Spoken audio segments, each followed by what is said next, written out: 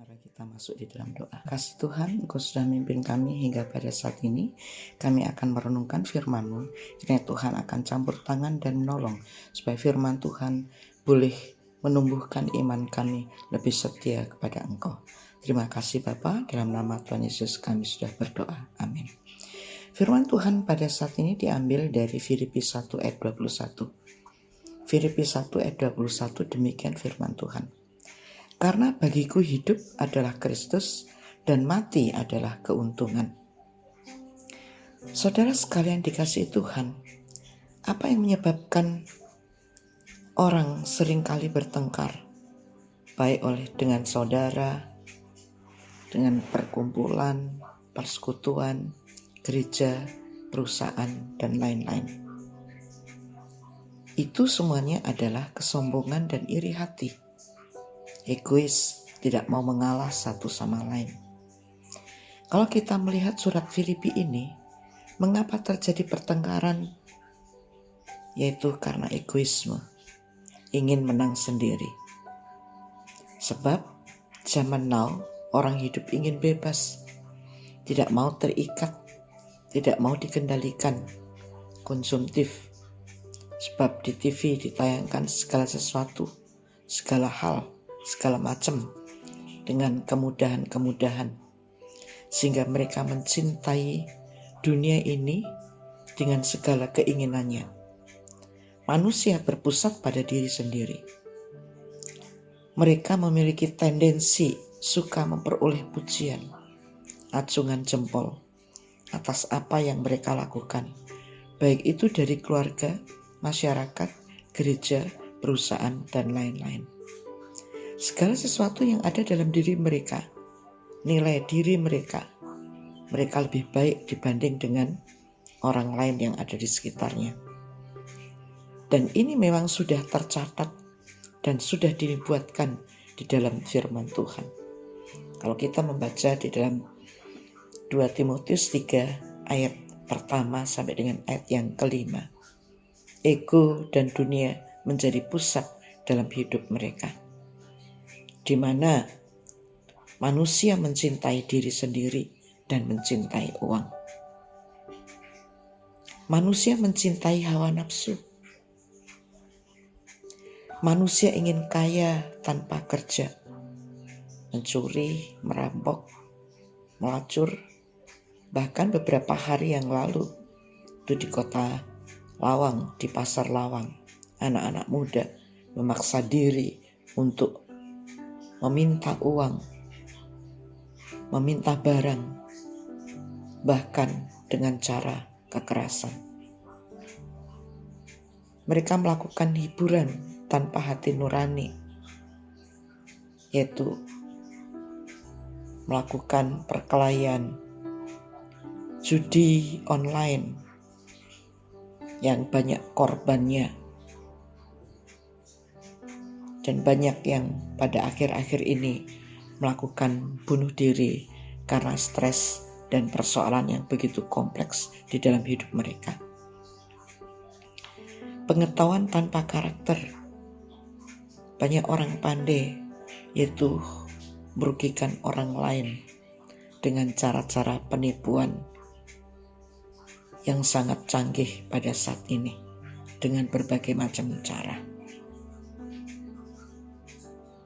Perdagangan tanpa moralitas, saling menghancurkan karena persaingan, tidak mau disaingi, mau menang sendiri.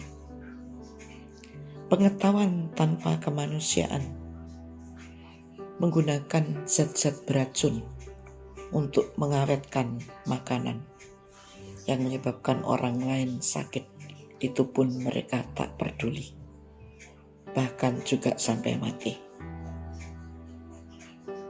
Agama tanpa pengorbanan, tidak mau terlihat dalam pelayanan jika tidak ada imbalannya. Ujung-ujungnya mereka menuntut uang atau duit. Politik tanpa prinsip. Kita melihat dalam politik mereka saling menyerang lawan tanpa tanggung jawab, bahkan menfitnah, membunuh, termasuk mencela para pemimpin. Itu yang terjadi di dalam politik Indonesia ini. Memperkosa hak, yaitu anak-anak melakukan hal-hal yang tidak diinginkan. Dari sejak dini mereka diberikan HP tanpa bimbingan daripada orang tua. Saudara, ego dan dunia menjadi pusat kehidupan manusia pada zaman ini. Tetapi mari kita belajar, Kristus harus menjadi pusat hidup kita, seperti Paulus, yaitu hidupku adalah Kristus dan kematian itu adalah keuntungan. Saudara sekalian dikasih oleh Tuhan, jikalau kita boleh jujur dalam hati, siapa yang menjadi pusat hidup kita? Suami, istri, anak-anak, kedudukan, harta, nama, prestasi, gelar, kekayaan. Saudara, zaman sekarang sulit sekali menjadikan Kristus pusat hidup kita. Karena itu kita melihat hal-hal yang buruk terjadi. Banyaknya rumah tangga, broken home, perceraian, perselingkuhan, masalah, pemberontakan anak-anak, perkelahian hebat, bahkan perpecahan dalam gereja. Sebab hal-hal duniawi menjadi pusat kehidupan mereka. Bandingkan 1 Yohanes 2:15-17. Firman Tuhan mengatakan, jangan mencintai dunia dan segala isinya, sebab dunia ini sedang lenyap, atau dunia ini sedang menuju kepada kebinasaan. Saudara, jika kita berpusat pada dunia, harta dan manusia, maka kita akan hancur. Tetapi sebagai anak-anak Tuhan, kita harus belajar hidup berpusat pada Kristus. Karena kita telah menerima anugerah keselamatan daripada Kristus. Kita telah ditarik keluar dari dosa pada hidup yang kekal. Mengapa Paulus berani mengatakan demikian? Bagiku hidup adalah Kristus dan mati adalah keuntungan. Sebab Paulus sudah merasakan dan mengalami sendiri perjumpaan dengan Allah. Oleh sebab itu ia berani berkata demikian. Bahkan dalam suratnya ia juga mengatakan hamba Kristus Yesus. Kristus bagi Paulus adalah segala-galanya. Ia menyebut diri sebagai hamba Kristus. Apa artinya? Yang pertama, hamba atau doulos atau abdi atau budak yang tidak punya hak terhadap dirinya sendiri, mengesampingkan kepentingan diri sendiri dan mendahulukan kehendak Allah seperti Tuhan Yesus. Ia mengosongkan dirinya. Ia tidak memakai haknya sebagai Allah, tetapi ia membatasi diri sebagai manusia yang lemah dan melaksanakan perintah Allah. Bagaimana dengan kita? Banyak di antara kita yang berpusat pada diri sendiri, kedudukan, kemewahan, gelar, dan merasa diri sudah hebat dan tidak memerlukan Allah. Yang kedua, hamba adalah orang yang memiliki dedikasi yang tinggi terhadap tuannya, atau memiliki loyalitas yang tinggi untuk menyenangkan tuannya. Dalam hal ini, Paulus telah menyenangkan Tuhan. Yang ketiga, hamba Tuhan yang punya otoritas, wewenang untuk mengatur, mengelola, mempunyai rancangan, dan semuanya itu dilakukan untuk Tuhan. Karena panggilan Kristus terhadap dirinya. Dalam 1 Korintus 9 ayat 1 dan 2.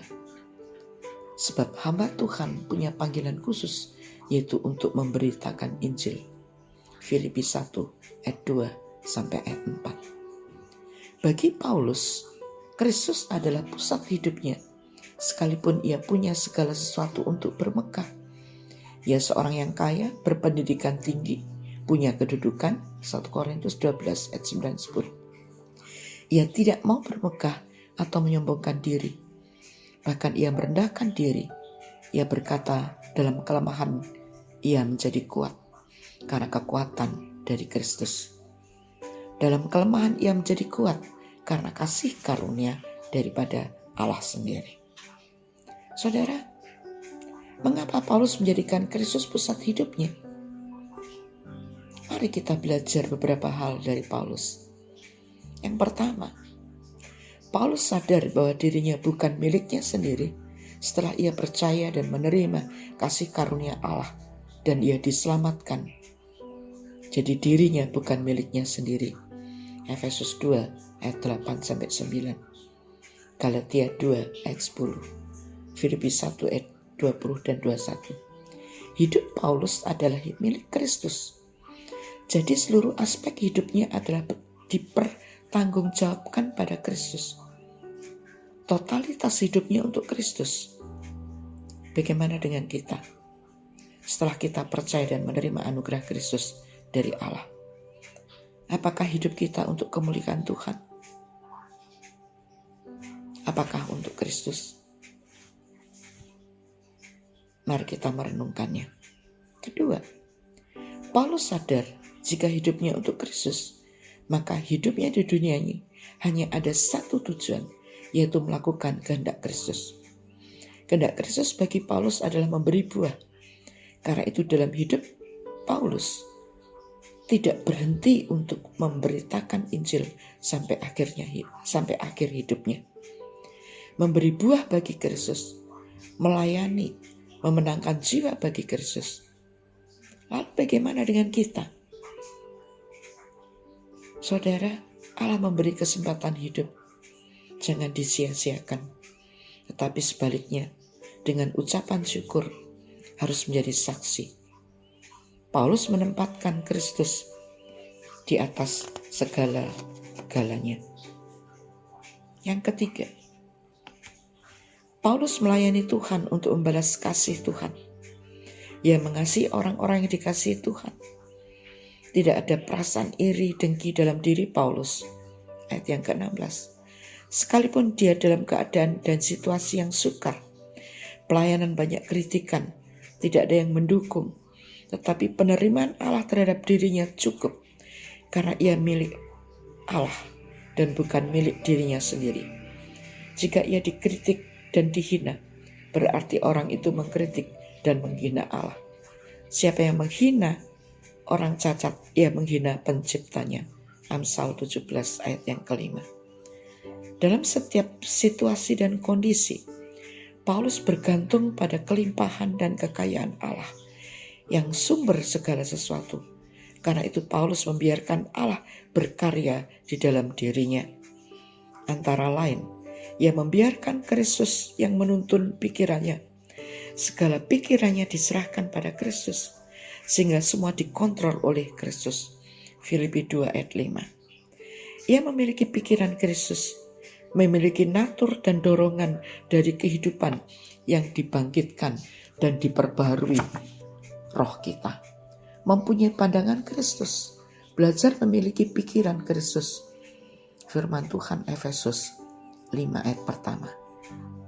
Jadi penurut Allah melihat orang lain dengan pandangan Kristus dengan cara yang baru, yaitu pikiran baru yang diperbaharui oleh Roh Kudus. Selanjutnya, menjadi serupa dengan Kristus. Sifat Kristus sudah direproduksi di dalam diri Paulus. Setelah percaya, Paulus menunjukkan adanya perubahan dalam hubungan dengan Allah dan sesama.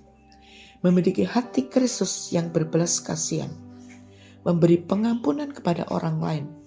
Dalam hidup kita, seringkali kita mohon ampun kepada Tuhan. Tetapi jika orang yang bersalah kepada kita sulit sekali untuk mengampuni. Tetapi Kristus sebagai pusat hidup kita, maka kita juga harus belajar memberi pengampunan tanpa syarat. Ia memuliakan Kristus melalui hidupnya, melalui tubuhnya. Bagi Paulus, Kristus adalah kehidupannya. Kristus membuat kehidupannya penuh sukacita dan membuat kehidupannya berharga. Karena itu ia menggunakan waktu sebaik-baiknya, semaksimal mungkin untuk melayani Tuhan dengan bersaksi bagi Kristus, sehingga melalui pelayanan tubuhnya memuliakan Tuhan. Saudara, bagaimana dengan kita?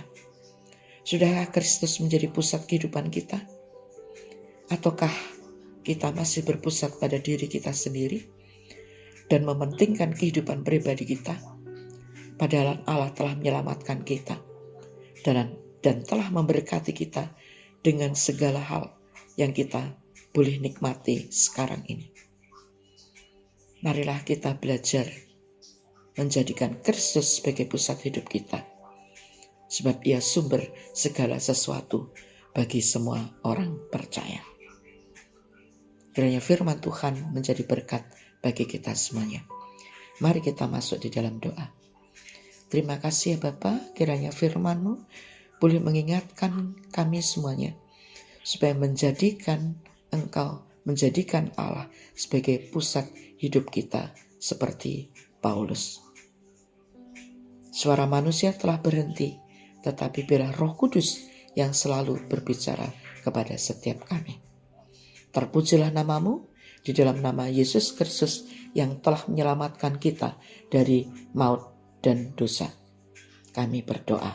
Amin.